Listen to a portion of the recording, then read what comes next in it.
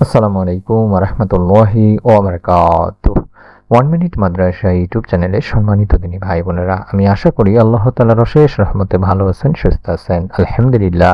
আজ হচ্ছে মাগফিরাতের দ্বিতীয় দশকের শেষ জুমা। দিনী ভাই বোনেরা, আসরের পর আপনারা এই ছোট্ট দোয়াটি মাত্র 11 বার পড়লে আল্লাহ রাব্বুল আলামিন চাহে তো মাগরিবের আগে আপনার মনে নেক আশা পূরণের সুসংবাদ আসতে পারে। তাই মনের মধ্যে শতভাগ বিশ্বাস নিয়ে আপনারা আমলটি করবেন। এই উদ্দেশ্যে বা নিয়ত করে ভিডিওটি সম্পূর্ণ দেখুন। প্রিয় দিনী ভাই বোনেরা, রমজান মাস এমন একটি মাস যে মাসে কোরআন নাজিল হয়েছে। সুবহানাল্লাহ। আল্লাহ তাআলা বলেন, রমজান মাসই সেই মাস যে মাসে কোরআন নাজিল করা হয়েছে মানব জাতির হেদায়েতের হিসেবে।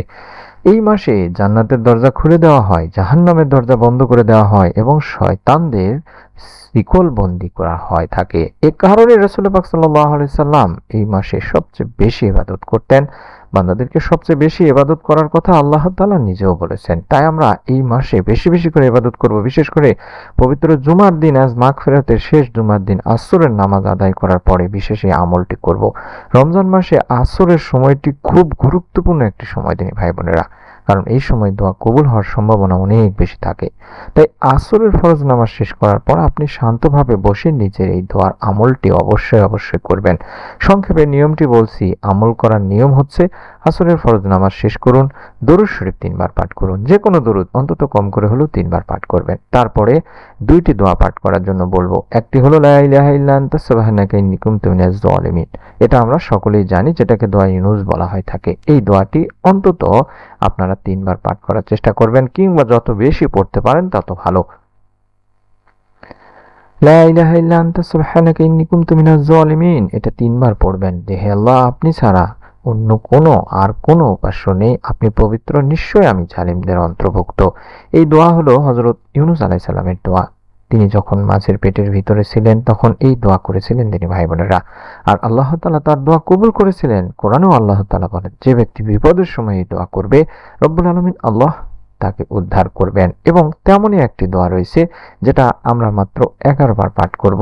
রব্বি ইন্নী লিমা আনজালতা ইলাইয়া মিন খায়রিন ফাকির, রব্বি ইন্নী লিমা আনজালতা ইলাইয়া মিন খায়রিন ফাকির। এভাবে দেখে দেখে হলো 11 বার পাঠ করব। এই দোয়াটিও তেমনই একটি হযরত ইউনুস আলাইহিস সালামের মতো ঘটনা রয়েছে, যেটা মুসা নবী সাল্লাল্লাহু আলাইহি সাল্লামের ঘটেছিল। যখন তিনি কখনো কোনো প্রকার হতাশার মধ্যে ছিল, হয়তোবা খাবার দাবার কোনো কিছুই ছিল না তার কাছে, তখন তিনি আল্লাহ তাআলার কাছে এই দোয়ার মাধ্যমে সাহায্য চেয়েছিলেন।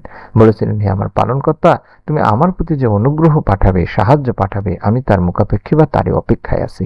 এটি সূরা আল কাসাসের 24 নম্বর আয়াতে রয়েছে তিনি ভাই বোনেরা। অর্থাৎ এই দোয়াটি, রব্বি ইন্নী লিমা আনজালতা ইলাইয়া মিন খায়রিন ফাকির, রব্বি ইন্নী লিমা আনজালতা ইলাইয়া মিন খায়রিন ফাকির, এটি 11 বার পাঠ করে আমাদের মনের নেক আশাগুলো আল্লাহ তাআলার কাছে তুলে ধরব।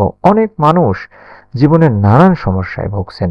কেউ রিজিকের সমস্যায়, কেউ সংসারের সমস্যায়, কারো সন্তান না হওয়ার সমস্যা, কারো দুশ্চিন্তা, কেউ বা ঋণে ডুবে আছেন। এই অবস্থায় আল্লাহ তাআলার কাছে দোয়া করা সবচাইতে বড় একটা সমাধান। তাই আপনি যদি আসরের নামাজের পরে এই দোয়াটি মাত্র 11 বার পড়ে আল্লাহ তাআলার কাছে চাইতে পারেন, রব্বুল আলামিন আপনার মনের আশা পূরণ করে দেবেন, বিপদ দূর করবেন, রিজিকে বরকত দেবেন তিনি ভাই বোনেরা। তবে মনে রাখবেন, দোয়া করার সময় পূর্ণ বিশ্বাস রাখতে হবে। যেমনটি হযরত মুসা আলাইহিস সালাম দোয়াটি করার সময় আল্লাহর উপর পরিপূর্ণ ভরসা রেখেছিলেন এবং আল্লাহ তাআলা তার চিন্তার বাইরে থেকে, কল্পনার বাইরে থেকে রিজিকের ব্যবস্থা করে দিয়েছিলেন। সুবহানাল্লাহ। আরেকটি ছোট্ট আমল শিখে দিচ্ছি, যাতে করে আপনারা সহজে আমলটি করতে পারেন, এবং গুরুত্বপূর্ণ আমল, সেটা হলো ইস্তেগফার বেশি বেশি করবেন। আল্লাহ রাসূল সাল্লাল্লাহু আলাইহি ওয়াসাল্লাম নিজে বলেছেন, যে ব্যক্তি বেশি বেশি করে ইস্তেগফার করবে রব্বুল আলামিন আল্লাহ তাআলা তাকে দুঃখ থেকে মুক্তি দেবেন, এমন জায়গা থেকে রিজিক দেবেন যেখানে সে কল্পনাও করতে পারবে না। তাই বেশি বেশি করে শুধুমাত্র আস্তাগফিরুল্লাহ পড়তে পারেন, অথবা আস্তাগফিরুল্লাহ রাব্বি মিন কুল্লি যানবি ওয়া আতুবু ইলাই, আস্তাগফিরুল্লাহ রাব্বি মিন কুল্লি যানবি ওয়া আতুবু ইলাই, এভাবে পড়তে পারেন। দিনে রাতে সবসময়, বিশেষ করে জুমার দিনে দরুদ ইস্তেগফার 2টা আমল বেশি বেশি করে করবেন। আর এই রমজানের দ্বিতীয় দশকই হলো মাগফিরাতের দশক। এই সময় আল্লাহ রাব্বুল আলামিন বান্দাদের গুনাহকে ক্ষমা করে দেন, মাফ করে দেন তিনি ভাই বোনেরা। বিশেষ করে শেষ জুমার দিন একটি গুরুত্বপূর্ণ সময় রয়েছে। এই দিনে জুমার নামাজ পড়বেন, বেশি বেশি করে দরুদ শরীফ পড়বেন, কোরআন তেলাওয়াত করবেন এবং আল্লাহ তাআলার কাছে ক্ষমা চাইবেন। আল্লাহ রাসূল সাল্লাল্লাহু আলাইহি ওয়াসাল্লামও বলেছেন, যে ব্যক্তি আন্তরিকভাবে তওবা করে রব্বুল আলামিন আল্লাহ তার সব গুনাহকে মাফ করে দেন। সুবহানাল্লাহ। তাই অবশ্যই কাজে লাগান। অবশ্যই আমলটি করুন। অনেকে আমল করেন কিন্তু ফল পান না, তার কারণ কয়েকটি আমি বের করেছি। একটি হলো আমাদের ধৈর্য কম, আমাদের বিশ্বাস দুর্বল, আমরা নিয়মিত আমল করি না। তাই আমল করার সময় আমাদেরকে আবার ৩টা বিষয় মনে রেখে আমল করতে হবে। যেমন নিয়ম, অবশ্যই নিয়তকে ঠিক রাখতে হবে এবং নিয়মিত আমল করতে হবে। আর যেটা বললাম, আল্লাহ রাব্বুল আলামিনের উপর পূর্ণ ভরসা রেখে আমল করতে হবে। শেষে একটি কথা আপনাদেরকে বলবো যে আল্লাহ এই পবিত্র রমজান মাসে আমাদের সব গুনাহকে মাফ করে দিন, আমাদের রিজিকে বরকত দান করুন, আমাদের মনের সকল নেক আশাগুলো পূরণ করে দিন, আমাদের সবাইকে জান্নাতুল ফিরদাউস দান করুন, আমিন। আপনাদের কাছে অনুরোধ করব, ভিডিওটি ভালো লাগলে অবশ্যই একটি করে লাইক দিবেন এবং নিয়ত করে আমল করবেন। কমেন্ট করুন, লিখুন, কমেন্টে লিখুন আলহামদুলিল্লাহ।